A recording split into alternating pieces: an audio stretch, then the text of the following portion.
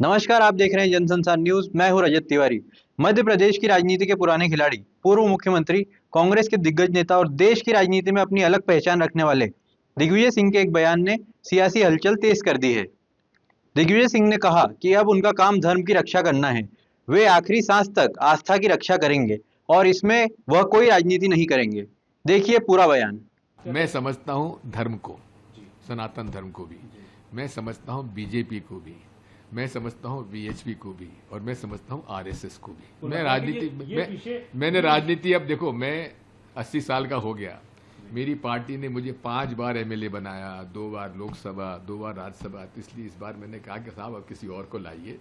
तो मेरा काम अब धर्म रक्षा है, आखिरी सांस तक। कोई राजनीति नहीं, यात्रा होगी उसमें कोई राजनीति नहीं।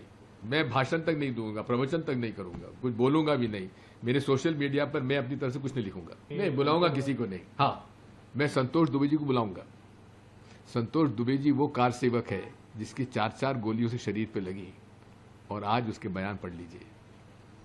वो मेरे चीफ गेस्ट होंगे उस दिन। दिग्विजय सिंह का यह बयान ऐसे समय पर आया है जब मध्य प्रदेश कांग्रेस में नेतृत्व, पीढ़ीगत बदलाव और वरिष्ठ नेताओं की भूमिका को लेकर लगातार चर्चा होती रही है। क्या यह कांग्रेस से नाराजगी है? क्या यह राजनीति से क्रमिक दूरी है? या फिर दिग्विजय सिंह एक बड़े धार्मिक सामाजिक अभियान की तैयारी कर रहे हैं?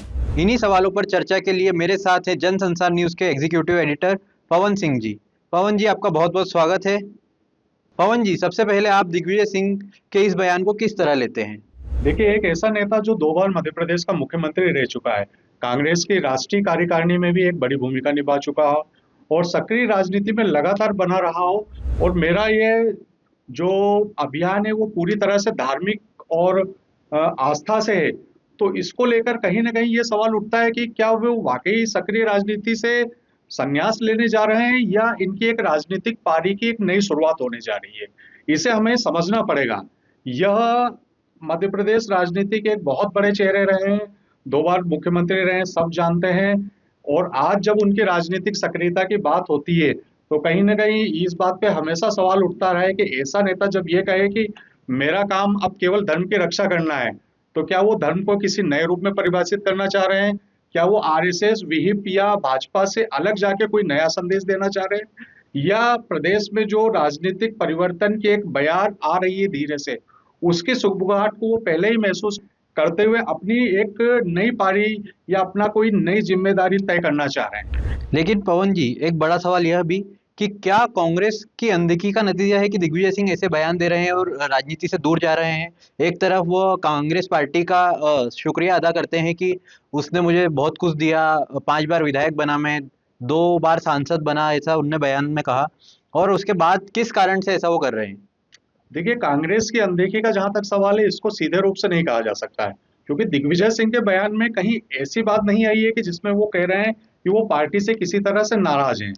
वो बार बार ये कह रहे हैं कि कांग्रेस उन्हें काफी कुछ दिया है उन्हें, और उसके लिए वो हमेशा कांग्रेस और उनके वरिष्ठ नेताओं का शुक्रिया भी अदा करते हैं। लेकिन कहीं ना कहीं उनकी जो राष्ट्रीय भूमिका रही है, अब वो अपनी भूमिका को नए सिरे से परिभाषित कर रहे हैं। क्योंकि हम देख रहे हैं कांग्रेस में नेतृत्व परिवर्तन की बयार आ रही है, क्योंकि प्रदेश कांग्रेस का नेतृत्व भी एक युवा नेता के हाथ में, और उस युवा नेता से जो इनके बीच में कुछ खींचतान की बातें चल रही थी, जिसको उन्होंने बड़े ही सहज तरीके से विराम लगा दिया। ऐसे में जब हम ये देखते हैं कि दिग्विजय सिंह ऐसी बात कर रहे हैं कि मैं धर्म के राह चुनने वाला हूं, तो इससे यह संदेश जरूर जा सकता है कि वो कांग्रेस की राजनीति में अपनी नई भूमिका तय करना चाह रहे हैं। इससे यह कहीं नहीं कहा जा सकता है कि उन्हें पार्टी से नाराजगी का कोई भय है या पार्टी उनको हाशिए पे रखने की कोशिश कर रही है। पवन जी, दिग्विजय सिंह जी पहले भी नर्मदा परिक्रमा कर चुके हैं। इस बार वह उज्जैन से लेकर अयोध्या तक परिक्रमा कर रहे हैं और उनका यह कहना है कि मैं धर्म की रक्षा करूंगा। अब 80 साल मेरी उम्र हो गई है और अब मैं धर्म की रक्षा के लिए आगे बढ़ूंगा। तो इस चीज को आप किस तरह लेते हैं? उन्होंने ये भी कहा साथ में कि यह कोई राजनीतिक परिक्रमा नहीं होगी, हर राजनीतिक दल के हर इंसान इसमें जुड़ सकता है। हाँ, देखिए रजत जी, ऐसा है कि जब दिग्विजय सिंह ने जब नर्मदा परिक्रमा की थी तो उस समय उनकी छवि को एक अलग रूप में देखा गया था। उस समय ऐसा लग रहा था कि उनकी यात्रा शुद्ध रूप से राजनीतिक ना होकर कहीं ना कहीं धार्मिक और सामाजिक संदेश देने वाली है। लेकिन अंत में कहीं ना कहीं ये राजनीतिक संदेश देती हुई ज्यादा नजर आई। नजर आई थी।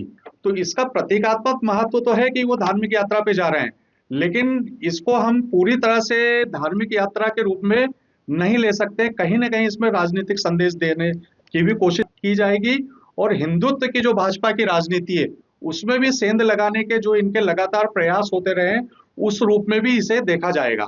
तो दिग्विजय सिंह जब ये कह रहे हैं कि मैं धार्मिक यात्रा पे निकल रहा हूँ, अयोध्या यात्रा पे निकल रहा हूँ, तो हमें उनका स्वागत करना चाहिए, और स्वागत करने के साथ हमें उनसे यह भी उम्मीद रखनी चाहिए कि कम से कम इस बार उनकी जो यात्रा होने वाली है उसमें धार्मिक संदेश ज्यादा जाए, ना कि राजनीतिक संदेश देने की कोशिश करें, क्योंकि राजनीति में उनका कद इतना ऊपर उठ चुका है कि अब उनके बराबर का नेता मध्य प्रदेश में फिलहाल मिलना मुश्किल है, और वो अपनी पारी का पूर्ण रूप से उपयोग कर चुके हैं। अब ऐसे में अगर वो ध्यान भजन और धर्म और आस्था की तरफ अपना दिमाग लगा रहे हैं, दिल लगा रहे हैं, तो इसका हमें स्वागत करना चाहिए।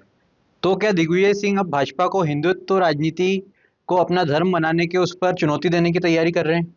नहीं, देखिए, कहीं ना कहीं ऐसा है कि दिग्विजय सिंह हमेशा से भाजपा और हिंदुत्व की राजनीति को चुनौती देने की कोशिश करते रहे हैं, लेकिन वो उसमें कितने सफल हो पाए ये तो देशवासी ही बता पाएंगे।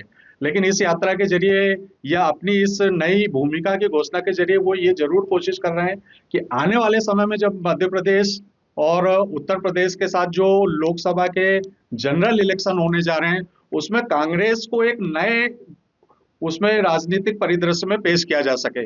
वो कांग्रेस की एक नई तस्वीर दिखाना चाहते हैं लोगों को, कि कांग्रेस को लेकर जो लोगों के मन में दुर्भावना है, जिस तरह की उनके मन में एक छवि बनी हुई है कांग्रेस को लेकर, उसको वो कहीं ना कहीं तोड़ पाए। नर्मदा यात्रा के जरिए भी उन्होंने यही करने की कोशिश की थी, और अब अयोध्या यात्रा या अपने धर्म और आस्था की नई भूमिका के जरिए भी वो यही करने की कोशिश करते हैं। फिलहाल तो यही कोशिश करते नजर आ रहे हैं। आगे इसका व्यापक राजनीतिक या धार्मिक संदेश क्या होगा वो तो उनकी यात्रा के बाद ही पता चलेगा। देखते हैं दिग्विजय सिंह की यह यात्रा अब क्या गोल खिलाती है। ताज़ा खबरों के लिए देखते रहिए जन संसार न्यूज़।